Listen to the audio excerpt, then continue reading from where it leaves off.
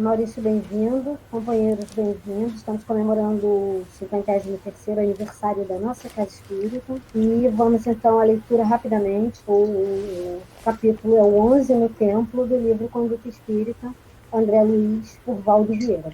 No templo. Entrar pontualmente no templo espírita para tomar parte das reuniões sem provocar alarido ou perturbação. O templo é local previamente escolhido para encontro com as forças superiores. Dedicar a melhor atenção aos doutrinadores sem conversação, bocejo ou tosse bulhenta, para que seja mantido justo respeito ao lar da oração. Os atos da criatura revelam os propósitos. Evitar aplausos e manifestações outras, as quais, apesar de interpretarem atitudes sinceras, por vezes geram desentendimentos e desequilíbrios vários. O silêncio favorece a ordem. Serão apenas alguns itens para a gente não ocupar muito tempo. Oferecer a tribuna doutrinária apenas a pessoas conhecidas dos irmãos dirigentes da casa, para não acompliciar-se inadvertidamente com pregações de princípios estranhos aos postulados espíritas. Quem se ilumina recebe a responsabilidade de preservar a luz. Nas reuniões doutrinárias, jamais angariar donativos por meio de coletas, peditórios ou venda de tómbolas, à vista dos inconvenientes que apresentam, de vez que tais expedientes podem ser tomados à conta de pagamentos por benefício. A pureza da prática da doutrina espírita deve ser preservada a todo custo. E aí uma pequena passagem de Mateus no final desse capítulo. Porque onde estiverem dois ou três reunidos em meu nome, aí estou eu no meio deles. Palavras de Jesus em Mateus, capítulo 18, versículo 20, para a nossa reflexão. Passamos agora, Vera, e para a nossa prece verbal. Então vamos elevar o nosso pensamento a Deus, a Jesus, né? Nesse momento em que nós estamos aqui reunidos para a comemoração de mais um aniversário da nossa casa, da Sociedade de Cultura Espírita Maria Madalena. Agradecidos a Deus pela oportunidade de estarmos aqui juntos e mesmo em meio a tantos desafios, né? Nós estamos conseguindo aqui nos superar com a tecnologia e nos preparando para esse trabalho. Que o Mestre Jesus envolva a todos nós. Que o Mestre Jesus ampare o nosso irmão, expositor da tarde e noite de hoje. Que bênçãos de luz possam serem derramadas sobre esse nosso irmão e que ele possa aí trazer a sua mensagem para todos nós. Que mais esse aniversário, né, que a gente está aí comemorando, possamos no próximo ano estarmos presencial e que os nossos desejos de estarmos juntos, nosso desejo de aprender um pouco mais da doutrina, não venha a esmorecer por conta do nosso momento difícil.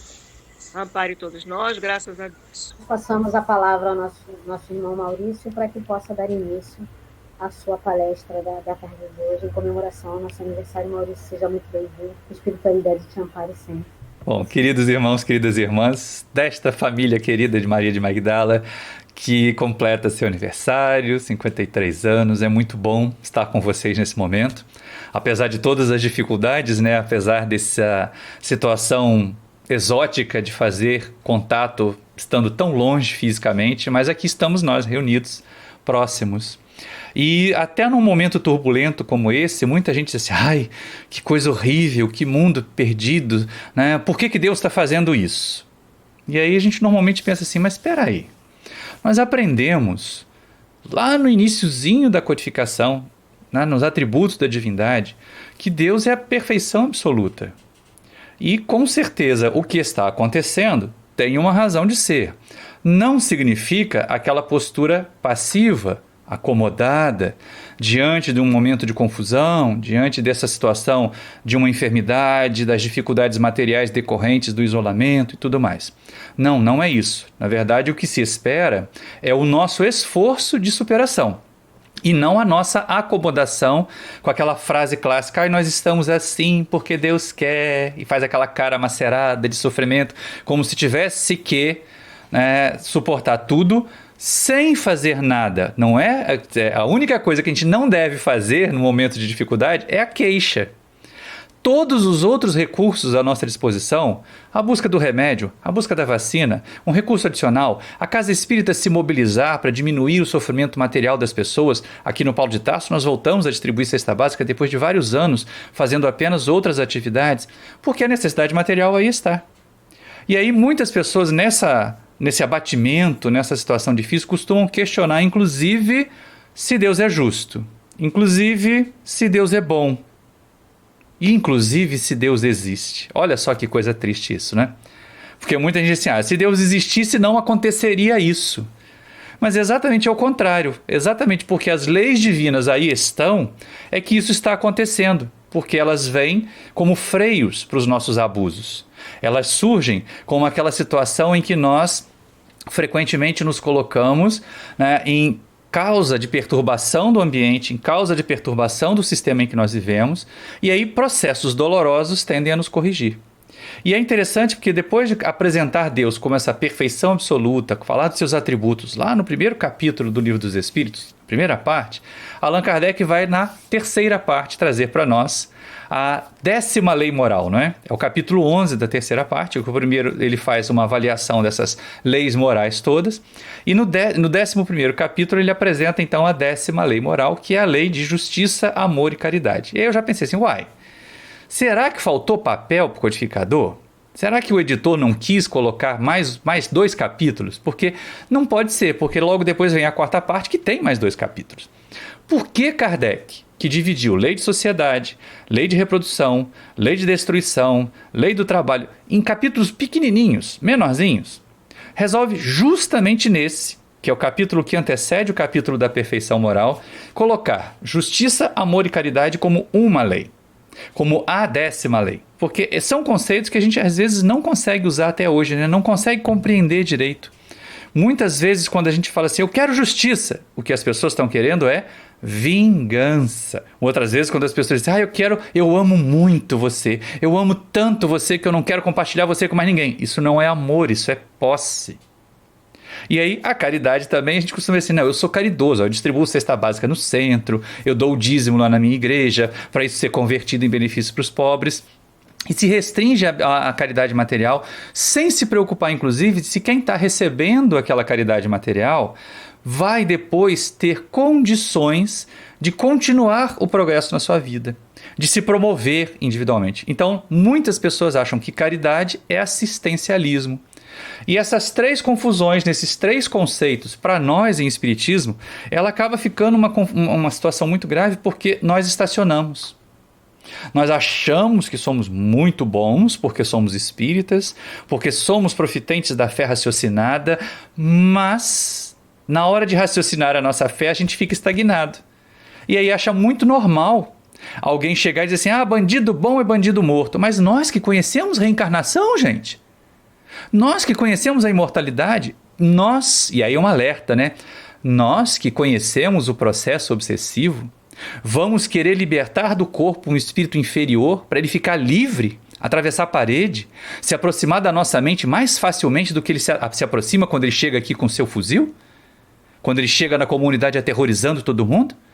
Então, olha como nós não pensamos. E aí justiça vira vingança. Ele faz mal à sociedade, a gente quer que ele sofra também, quer que ele sofra e fazer mal para ele. E a sociedade se arvora em causa do mal para os outros. Então, esses são conceitos que a gente precisa compreender melhor. E o codificador, ele aproveita isso. Ele lá nesse capítulo, que é o capítulo 11 da terceira parte, são 20 questões, 20 exatas questões, da 873 a 892, em que Allan Kardec vai discutir os conceitos primeiro de justiça, amor e caridade, e depois nos convidar a entender que justiça, amor e caridade só funcionam se for uma lei única. Só funcionam se for um princípio único. Se a gente tira amor da justiça, ele vira vingança. Se a gente tira justiça do amor, ele vira permissividade. Se a gente tira justiça e amor da caridade, ele vira só assistencialismo. Então são questões que a gente tem que entender bem qual é o conceito, e é isso que as perguntas do Livro dos Espíritos vão fazer para nós, é isso que essas questões vão apresentar para nós, que vão ajudar bastante. E o codificador começa com a conceituação de justiça. Afinal de contas, né, cada um de nós, por mais imperfeito que seja, tem essa sensação, até quando a gente erra, né? Aquela situação de ficar com a consciência culpada. Ai, mas eu não devia ter feito isso. Ai, mas eu sou uma criatura muito ruim. A gente sente. Sente quando violou a lei de justiça. Sente quando foi injusto. E isso nos pesa na consciência. Então o codificador começa lá nessa questão 873 perguntando aos benfeitores espirituais se o senso de justiça é algo ensinado, e aí seria parte da cultura de cada povo. E aí nós vemos leis tão diferentes, né? Cada povo tem legislação diferente. Em alguns lugares já está reconhecida a união entre pessoas do mesmo sexo. Em outros isso é perseguido como se fosse um crime. E várias outras situações. Em alguns lugares o homem só pode ter uma esposa. Em outros pode ter mais, até 4. Então a gente pensa assim, se a legislação é diferente, a justiça deve ser só uma questão cultural. E aí os espíritos respondem assim, não é uma questão só cultural. O senso de justiça é inato. Tanto que, dizem eles, frequentemente vos revoltais ante uma simples ideia de injustiça. E essa indignação que nos toma algumas vezes, quando nós estamos vendo os noticiários, né? Casos de corrupção, a gente vê gente se colocando na condição de desviar dinheiro que seria usado para compra de vacina, que salvaria pessoas. Então, pessoas que desencarnaram estão desencarnando por causa da desonestidade dos outros. Olha como isso causa indignação. Olha como isso causa revolta. Nós vimos as manifestações bastante justas, bastante apropriadas que ocorreram no dia de ontem, exatamente questionando isso, colocando em xeque esse posicionamento equivocado. Então, a injustiça nos incomoda. Tanto que nós temos os nossos mitos, os nossos arquétipos do justiceiro, que normalmente é um herói violento, é um herói que faz com o bandido ou que faz com o vilão os mesmos atos violentos que o vilão tende a fazer com a sociedade, o que não é nada agradável, o que não é nada bom também. Então a gente tem um senso de justiça inato, mas ele está tão perturbado, ele está tão corrompido, ele está tão desviado pelas nossas convenções sociais, pelo nosso egoísmo, pela nossa maneira muito pessoal, muito particular de ver. E vai criando então essas diferenciações. E é interessante porque, assim, isso não é uma característica de quem tem conhecimento, mas é uma característica de quem amadureceu espiritualmente, o senso de justiça, né? O codificador aprende com os benfeitores espirituais que há pessoas que são muito simples, que não têm formação acadêmica e que têm um senso de justiça apuradíssimo. Elas são incapazes de ficar com 10 centavos de um troco que foi devolvido a mais por um caixa de supermercado. Elas devolvem, elas entregam de volta. E outras pessoas que têm diplomas de nível superior, que estão aí em cargos de chefia e que são desonestas, e que corromperam ou submeteram esse senso natural de justiça a interesses mais mesquinhos. Porque é isso que acontece, né? Não é que o senso de justiça desapareça, é que ele fica lá embotado. É que ele fica soterrado pelo nosso egoísmo, pelo nosso orgulho, pela nossa vaidade, pelo nosso interesse pessoal. E isso vai causando distorções na sociedade. E aí o codificador então questiona, mas afinal de contas, né, se o senso de justiça é comum a todos nós, por que as leis são tão diferentes? E aí os espíritos respondem que as leis são tão diferentes, as leis são tão desiguais, exatamente porque elas são construídas ou formadas pelas pessoas. E aí a gente tem que entender uma coisa, né? Uma questão é lei e outra é justiça. Justiça é um senso moral. Justiça é um senso de ética. E a legislação, ela é criada pelas criaturas. E é exatamente aí na legislação é que vão sendo infiltrados a vaidade, que cria privilégios, que cria categorias especiais. Tem até prisão especial, né, se a criatura tem curso superior. Então a gente começa a perceber esse distanciamento. Quanto mais atrasados nós somos, quanto mais inferiores moralmente nós somos, mais distantes as nossas leis estão da justiça. Tanto que, se nós voltarmos lá no século XIX, quantos países achavam legal, fazia parte da lei, existia legislação para isso, comercializar com outros seres humanos através da escravidão. E hoje, amadurecidos, e é até interessante a gente perceber isso, quanto que na codificação Kardec questiona a escravidão, né? Questiona no seu tempo, porque ela estava acontecendo ali no tempo do codificador, que era injusto você ser dono de outra pessoa, que era injusto você ter uma propriedade sobre outra pessoa. Então, isso caiu. Hoje causa horror. Hoje os casos de trabalho com características de escravidão são combatidos, ou deveriam ser combatidos. A exploração de um indivíduo por outro é combatida.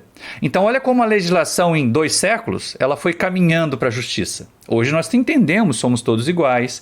Hoje nós entendemos que nós precisamos inclusive proporcionar meios para que as criaturas tenham chances iguais. Porque é muito complicado você dizer assim, não, tem que ser pelo mérito, as pessoas têm que chegar numa determinada posição porque elas conquistaram, isso é que é justiça. Isso não é justiça. Não é justiça se nós considerarmos que algumas pessoas podem ter partido, iniciado a sua jornada, a sua busca dessa posição, de uma posição mais elevada do que outra. Eu converso muito com os meus alunos aqui na universidade exatamente por isso, porque nós temos criaturas que vêm das mais variadas origens sociais e se misturam numa sala. Desde aquele aluno formado em escolas particulares, teve explicadora, teve todos os recursos tecnológicos, e aí ele está acostumado na sua escola, lá de onde ele veio, tirar 8, 9, 8, 9, 8, 9. E nós temos alunos que vieram de escola pública, que têm deficiência, que têm dificuldades, não que toda escola pública tenha deficiência e tenha dificuldades, mas que têm famílias com muitas dificuldades para aprender também. E aí o que acontece com eles? Eles acabam tirando lá 3, 4, 5... 3, 4, 5 e ficam nessa. E aí a gente pensa assim, bom, dizer que eles têm que chegar lá no 10 todo mundo fica muito complicado, porque aquele que tem mais meio chega mais fácil. Mas o que nós vamos fazer é entender que aquele que tirava 3, 4, 5 conseguiu tirar um 7, oba, ele cresceu muito. Mais até do que o que estava acostumado a tirar 9 e conseguiu tirar um 10, porque para ele aquilo era comum. Então a justiça diz, aquele aluno lá que chegou ao nível 7, tendo começado tão de baixo, cresceu mais, evoluiu mais do que o outro que estava lá no 9 e só conseguiu chegar no 10. A mesma coisa na sociedade, a mesma coisa na vida. Então a justiça ela começa proporcionando às criaturas os meios para que elas possam, em condições de igualdade, chegar às mesmas posições, galgar as mesmas situações, ter a mesma condição de conforto, de vida na sociedade, de equilíbrio, porque senão a gente descamba para o assistencialismo, né? A sociedade tem uma dívida, então a gente pega aqui o dinheiro de uns, divide forçadamente com outros, e o que vai acontecer? A gente viu lá na codificação, quando Kardec pergunta aos benfeitores espirituais se a divisão forçada das riquezas seria a solução para os problemas da sociedade.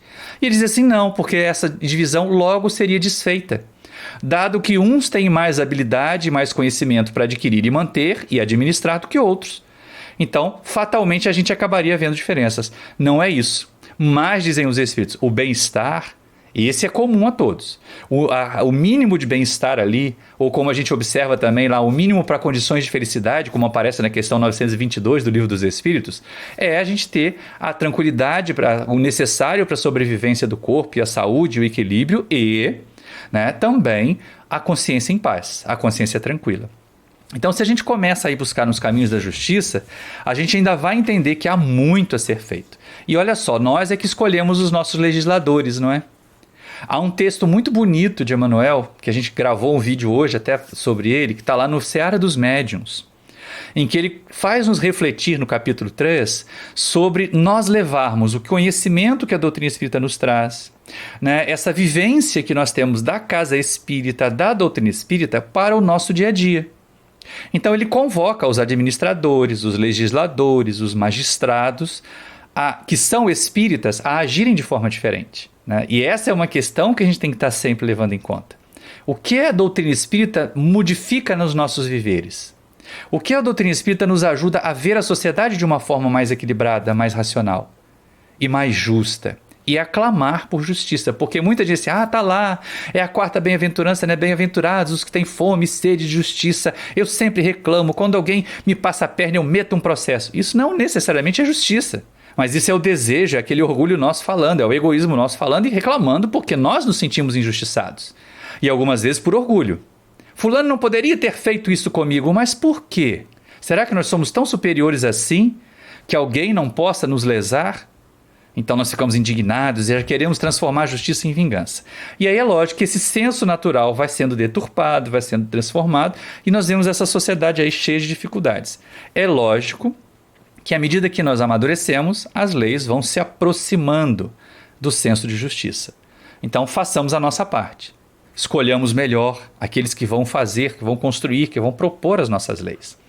E aí é muito interessante a gente estar atento a essa questão da justiça na visão espírita, porque quando a gente pergunta assim, mas o que é justiça na visão espírita, né? O que seria ser justo? E aí os espíritos respondem para Kardec assim, cada um respeitar os direitos do outro. É a gente não querer para nós mais direitos do que nós concedemos aos outros. E não permitirmos que outros tenham tantos direitos enquanto nós não temos nada. Porque senão a gente volta quase ao regime de escravidão que havia no século XIX, não é? Principalmente nessas relações sociais aí. Tem gente que adora levantar uma bandeira, fazer uma passeata, fazer uma greve para pedir aumento do seu salário. Mas aí na hora de dar o aumento do salário da empregada doméstica que ajuda na casa dele, que faz a casa dele funcionar, começa, tá muito difícil, eu quero te dar o aumento só que o governo deu, e a gente sabe que isso aí não funciona, sabe que a fome está agraçando. Então, essa hora é a hora de ser justo. Se eu quero para mim determinados valores, eu tenho que garantir que isso seja possível para a sociedade inteira. Senão eu vou acabar sendo injusto. Eu vou acabar construindo privilégios. E aí esses privilégios é que não podem acontecer. Quando na questão 877 Kardec pergunta sobre a vida social, se ela não estabelece novas regras, novas leis para garantir o senso de justiça, os espíritos dizem que sim. Todas as vezes que nós somos postos a conviver, o senso de justiça tem que se adequar à coletividade. Parece lembrar um filme de ficção científica que todo mundo gosta de citar muito, né? O Sr. Spock lá dizendo, num determinado momento dramático, né, que fez um ato de abnegação, que se permitiu sacrificar fisicamente, porque as necessidades de muitos se sobrepõem às necessidades de um só. A gente pensa assim, isso aí está muito longe, isso aí é filme de ficção. Gente, o simples ato de usar máscara não é colocar as necessidades de muitos acima do nosso interesse pessoal de ter uma respiração sem aquele pano horroroso na nossa cara? O simples ato de tomar as 2 doses da vacina não é nós colocarmos as necessidades, os interesses da maioria, né, em condição mais acima dos nossos interesses pessoais? Até das nossas convicções ideológicas, que são muito equivocadas muitas vezes? Então nós estamos vivendo isso agora. Esse senso de justiça precisa ser refletido, precisa ser trazido à nossa reflexão agora. Como nós estamos agindo diante do conceito de justiça? E aí é lógico, vamos começar a amadurecer e Allan Kardec então faz aquela pergunta que eu acho ótima, 879. O que seria a criatura que na Terra praticasse a justiça no seu mais alto grau? E aí os espíritos respondem, ele seria o homem de bem. E aí, como esse termo está muito mal colocado hoje em dia, ele colocaria assim, seria a pessoa do bem. Porque a gente pode ser de bem e fazer sinal de arminha por aí, né? Mas a gente pode ser do bem, e do bem é inequívoco. Só vai fazer o bem, só vai fazer o que é certo. E eles ainda dizem assim, como Jesus, aí é que veio o mais gostoso dessa história, e por que Allan Kardec colocou justiça, amor e caridade num capítulo só, como uma lei só. Os espíritos respondem para Kardec o seguinte, olha, aquele que praticasse a justiça no seu mais alto grau, como Jesus seria a pessoa de bem, do bem, porque ela praticaria também o amor ao próximo e a caridade, sem o qual não há justiça, sem os quais não há justiça verdadeira. E aí a gente começa a entender, opa, mas peraí, então vamos pensar, o que é caridade? Vamos deixar o amor por último? Porque amor a gente acha que sente, acha que sabe o que é, ainda se confunde e não sabe direito. Mas, vamos pensar aqui, né? O que a gente está imaginando que vai acontecer aqui? O que é caridade? E aí Allan Kardec, que não é bobo nem nada, já chapa lá para nós a questão 886. Qual é o nosso modelo e guia? É Jesus. Bom, então se alguém sabe o que é fazer caridade, é Jesus. Se alguém sabe o que é caridade nessa terra, a gente só pode ser Jesus, não é? E a gente começa a perceber, então, essa proposição. Kardec pergunta, qual é o verdadeiro sentido da caridade como a entendia Jesus? E aí os espíritos respondem, com aquelas 3 palavrinhas, né? O BIP que o pessoal usa como código. Benevolência para com todos, indulgência para com as imperfeições alheias e perdão das ofensas. E aí, o que nós fizemos? Nós transformamos benevolência em beneficência. Beneficência não é inútil não, gente. Eu botei o dedo para baixo assim, mas é porque a gente tem que entender que benevolência é um conceito muito mais amplo do que beneficência. As pessoas acham que ser benevolente ou ser caridoso é dar coisas. Então eu contribuo para a distribuição de cesta básica no centro. Pronto, eu fiz a caridade. Eu fui bom, mas eu sou grosseiro com os companheiros do centro. Na hora de fazer lá a sopa para distribuir, eu solto, né, os coices para tudo que é lado. Parece aquele cavalo que não foi encilhado direito, que não foi treinado, né? E aí a gente começa a pensar assim, poxa, mas essa criatura tá ali para fazer a caridade, que gosto que vai ter essa sopa? Porque às vezes a pessoa mexe a sopa lá com tanta má vontade, com tanta raiva, porque brigou, porque alguém reclamou alguma coisa que ela fez, que ela, né, contamina com fluidos bem deletérios aquela sopa que vai ser distribuída, aquele alimento que vai ser distribuído. Então, benevolência é um conceito mais amplo. Benevolência vai levar a gente a ser paciente, a ser tolerante, a ser mais gentil, a ser mais educado. E isso é muito interessante, porque senão, se a gente continuar achando que benevolência é beneficência, nós vamos continuar fazendo caridade no centro espírita como assistencialismo. É muito comum isso acontecer, hoje menos, porque nós passamos um certo período, que as pessoas criticam tanto, de crescimento econômico, social, em que as privações e a pobreza diminuíram, é verdade. Hoje a pobreza está aumentando de novo. E aí a necessidade do assistencialismo ou da assistência material diminuiu. Beleza. Mas da assistência moral sempre continuou.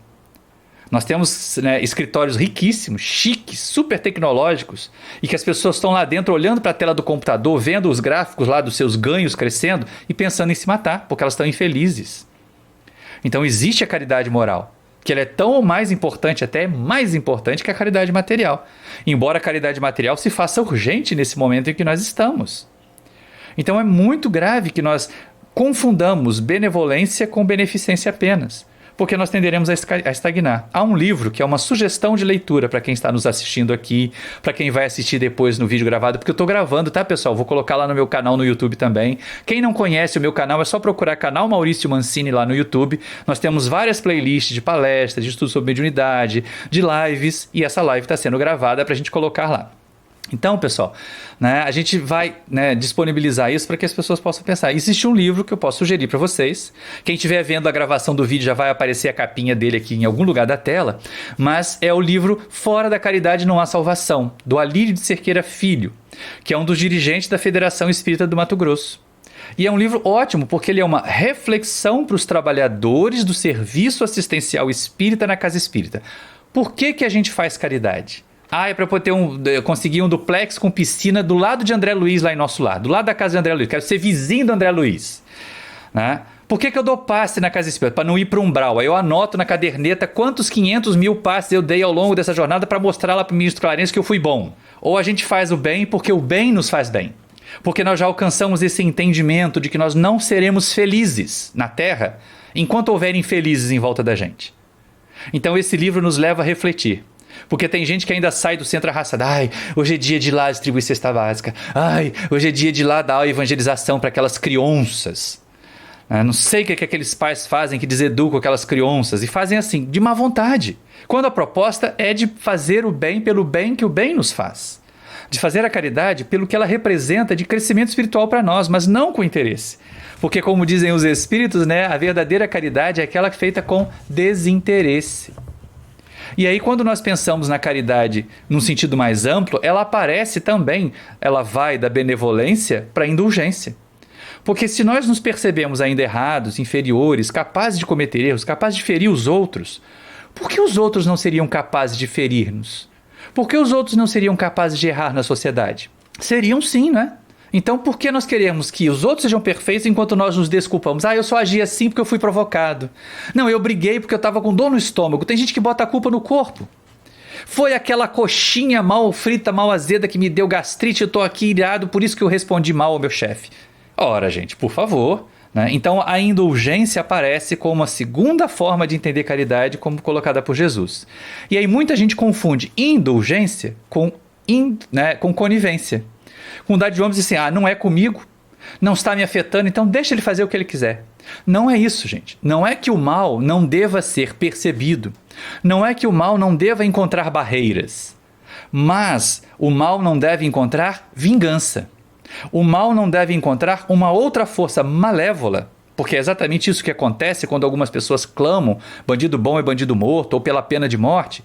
É agir com a mesma violência, com a mesma brutalidade contra o indivíduo que já foi violento, que foi brutal com a sociedade.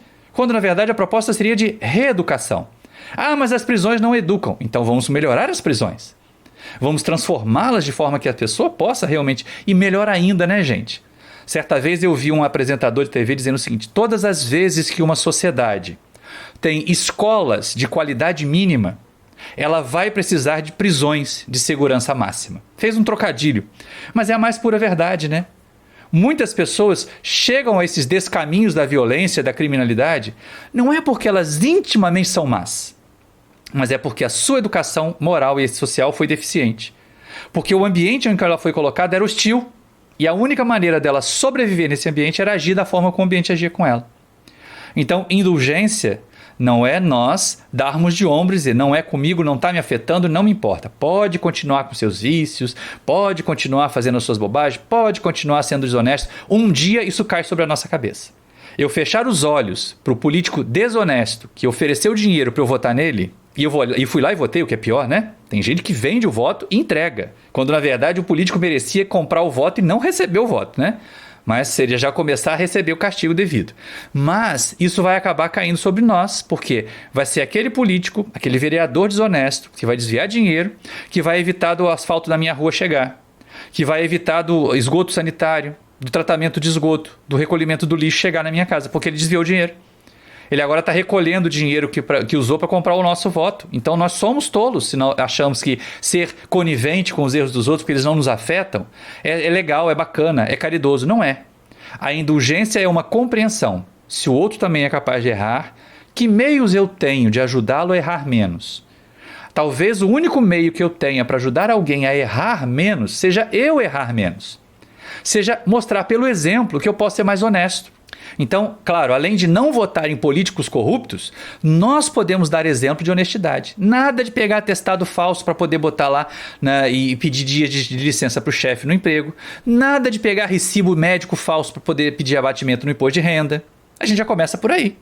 Nada de parar o carro estacionado com 2 rodas na calçada, evitando de uma cadeira de rodas, de um carrinho de bebê, ou então de um deficiente visual, ou de um cadeirante passarem. Então, vamos dar exemplos, vamos ser modelos de honestidade. Se nós queremos educação, sejamos nós aqueles que trataremos com educação. E tem muita gente que ela faz assim, né? Ela é manso com os arrogantes e arrogantes com os humildes. Não deve ser desse jeito, não pode ser desse jeito. Isso não é indulgência. Isso é conivência.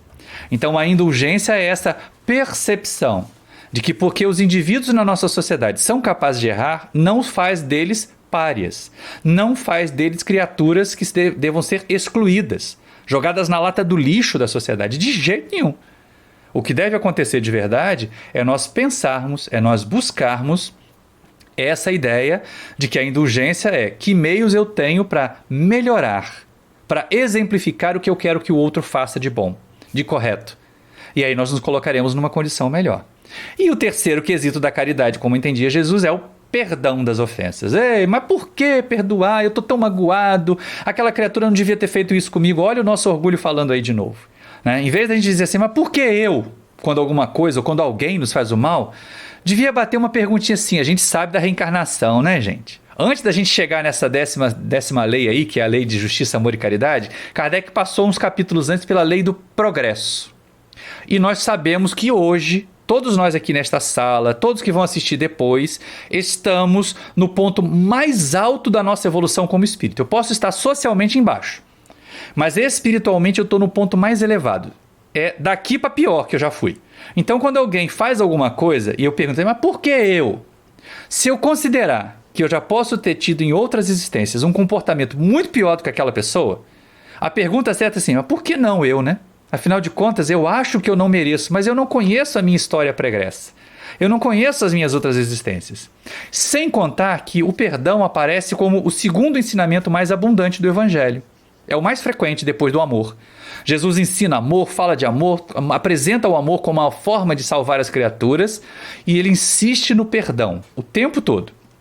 Perdoar os nossos inimigos, fazer o bem aos que nos perseguem, caluniam, o tempo todo. E a gente pensa assim, mas por que, gente? É só para fazer papel de bonzinho na sociedade? Não, não é.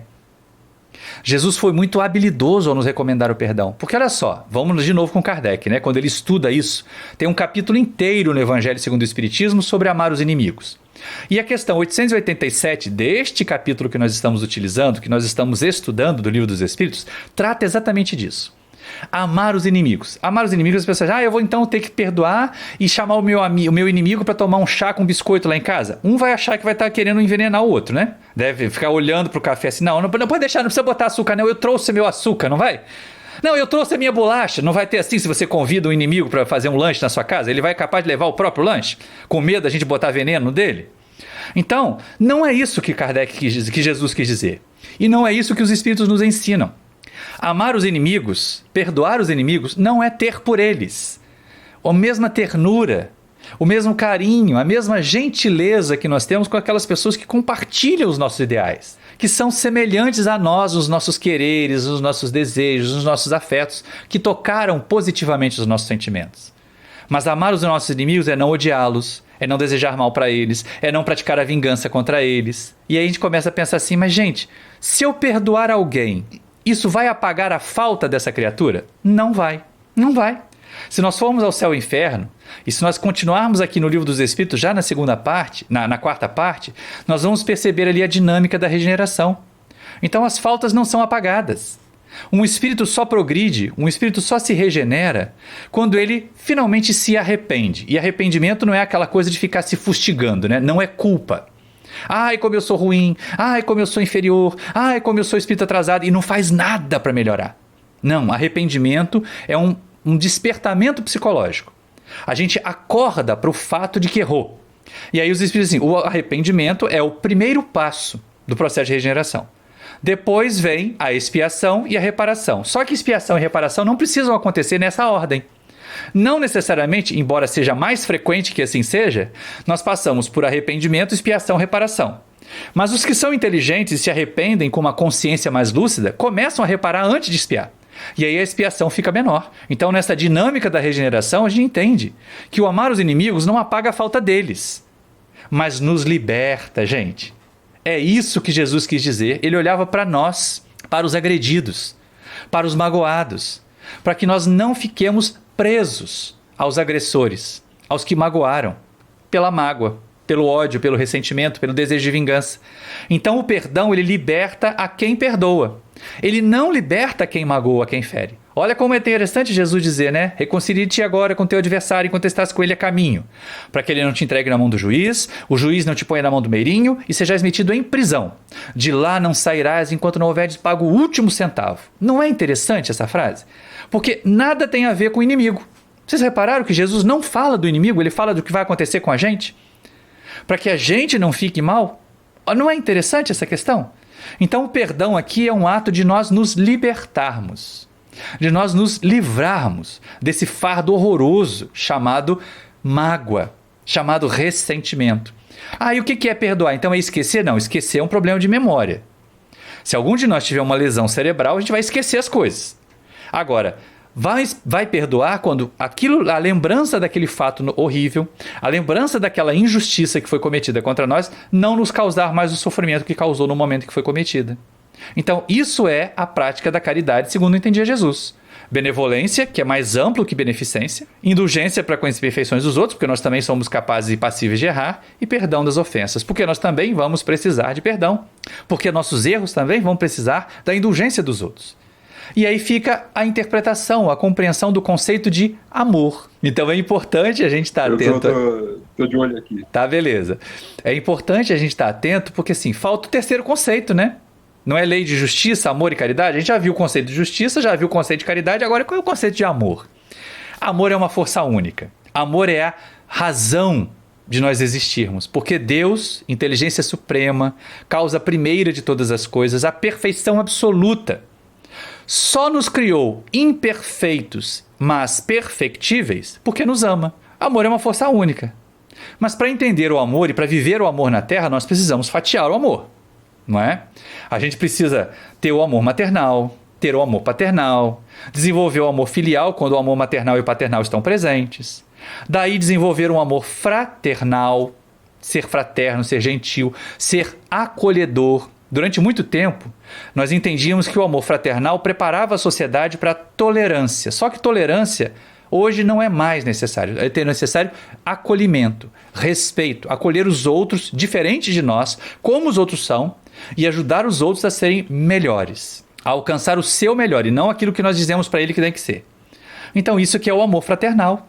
Ele é expandido. E viver também os nossos amores passionais, né? Encontrar aqueles nossos companheiros e companheiras de caminhada, de jornada, em que nós trocaremos energias, em que nós vivenciaremos a experiência da construção de uma família. Todos esses são estruturas amorosas. Então o amor é uma jornada vasta, é um conceito muito vasto. Nós gastaríamos toda uma palestra, aliás, ela já está lá no nosso canal no YouTube, ela se chama O Amor como Solução, em que nós desdobramos essas facetas do amor lá num livro, baseado num livro de Erich Fromm até, e sobre esse ensinamento de Jesus, do amar a Deus sobre todas as coisas, amar ao próximo como a si mesmo. São 3 formas de amar, né? O amar a Deus, o amor ao alto, o amor à divindade, o amor ao próximo e a nós mesmos, e aquele amor que nós devemos desenvolver por nossa evolução, por nós, amor por nós. Ah, como é importante essa história de amor por nós mesmos, não é? Porque de vez em quando nós queremos ser tão bons, tão caridosos, tão amorosos com os outros e não nos amamos. Nós queremos ser tão gentis, tão bons para os outros e não somos bons para nós. Dizemos assim, eu não vivo sem você. Isso é não se amar, é não se gostar. Ou então aquela criatura que sabe que já está numa determinada faixa etária, em que a sua glicose está muito alta no sangue, mas ainda assim, eu amo mais aquela torta de chocolate do que a minha própria saúde. Ataca a torta de chocolate. Não pode. Desenvolver amor por nós mesmos é cuidar desse instrumento que Deus nos proporcionou, chamado corpo físico, que em si não é nada, mas como ferramenta de evolução é muito, e dá um trabalho danado conseguir um. Então a gente prestar bastante atenção e cuidar bem do nosso corpo, cuidar bem dos nossos sentimentos, cuidar bem dos nossos sentimentos, como isto é importante. Porque a gente de vez em quando massacra os próprios sentimentos, se tortura emocionalmente para poder se encaixar na sociedade, para poder se encaixar nos desejos das pessoas que a gente quer ter próximas de nós. E nós nos violentamos. E aí nós vemos casamentos infelizes, porque um fica tentando modelar o outro à sua imagem e semelhança. Nós vemos relacionamentos afetivos, amizades infelizes, porque um fica tentando transformar o outro numa cópia de si mesmo. Quando, na verdade, esse amor que nós deveríamos vivenciar, o amor por nós, nos levaria a ser respeitados, a ser verdadeiramente queridos. E aí a gente começa a entender, então, esse Kardec fez muito bem de colocar uma única lei com 3 conceitos: justiça, amor e caridade. Só isso vai fazer com que essa nossa sociedade em que nós vivemos seja uma sociedade melhor, seja uma sociedade vigorosa. Porque do contrário, nós vamos estar sempre em disputas. Nós vamos estar sempre na superfície. E aí vamos continuar com aquele processo, né? Justiça, amor e caridade têm que andar juntos. Por quê? Porque se eu separar umzinho deles, voltando lá à questão 879, né? Quando Kardec pergunta o que seria a criatura que praticasse a justiça no seu mais alto grau. Seria a pessoa do bem. Por quê? Praticaria também o amor ao próximo e a caridade. Então, justiça, amor e caridade são 3 conceitos de uma única lei divina, que é a lei que garante equilíbrio para a sociedade, que é a lei que instrumenta a sociedade para o progresso. Todas as outras 9 estudadas até aquele momento ali no Livro dos Espíritos eram leis que garantiam a nossa existência. A lei de justiça, amor e caridade é aquela que garante o nosso bem-estar. Não é apenas existir, mas é existir com qualidade. E se eu dissociar umzinho desses conceitos, se eu separar umzinho deles, eu faço uma confusão danada. Por exemplo, olha só, se eu tiver amor sem justiça, ele é permissividade. Não tem gente que deixa as outras pessoas que dizem que eu amo tanto, e deixa a pessoa fazer tudo, faz de gato sapato. Às vezes o abuso físico, inclusive, acontece com aquela desculpa de que eu amo, é por amor que ele me bate. Ah, não. Aquela história de um tapinha não dói, não devia nunca ter sido veiculada pelos rádios. Dói. E ninguém deveria levantar a mão para o seu semelhante, ninguém deveria agredir fisicamente o semelhante. Então não vamos dizer que a agressão é por amor. Não tem tapinha de amor, todos os tapinhas são de agressividade. Agora, é interessante a gente estar atento. O quanto que essa agressividade ainda faz parte de nós. E aí, se a gente tiver caridade sem amor e sem justiça, ela vai ser só um assistencialismo vazio. Ela vai ser dar coisas para anestesiar nossa consciência, achar que nós vamos ter lá a casa com piscina duplex do lado da casa de André Luiz em nosso lar e não precisamos fazer mais nada. Não precisamos ser mais generosos, não precisamos ser mais equilibrados, não precisamos ser mais nada. Então é muito grave que seja dessa forma. E aí cada um de nós vai perceber. Da mesma forma, se eu dissociar a justiça do amor, ela vira só vingança. ela vira a história do bandido bom e bandido morto, esquecendo que nós estaremos lançando obsessores no mundo espiritual que vão mais facilmente atormentar. Imagina aquela criatura que a gente viu, acompanhou o noticiário, que foi caçada, que foi perseguida e que no final das contas foi assassinada. Ela deveria ter sido presa, levada à justiça humana e corrigida. Mas ela foi assassinada. Quantos outros espíritos encarnados esse obsessor desencarnado vai poder influenciar agora, né? Talvez até um filho da gente. E embora ele estivesse lá longe, em outro estado, possa vir influenciar um espírito que está aqui do lado da casa da gente que vai fazer mal para nós. Então, nada disso. Justiça sem amor é vingança. E é o amor que educa. Então, a justiça com amor, ela vai ser educativa. Ela vai ser transformadora a partir dos princípios de educação do indivíduo. Começar de onde ele está, do seu real, e ajudar com todos os esforços possíveis a que aquela criatura alcance o seu ideal. Se era um aluno 3, que ele chegue a 7. Se era um aluno 8, que ele chegue a 10.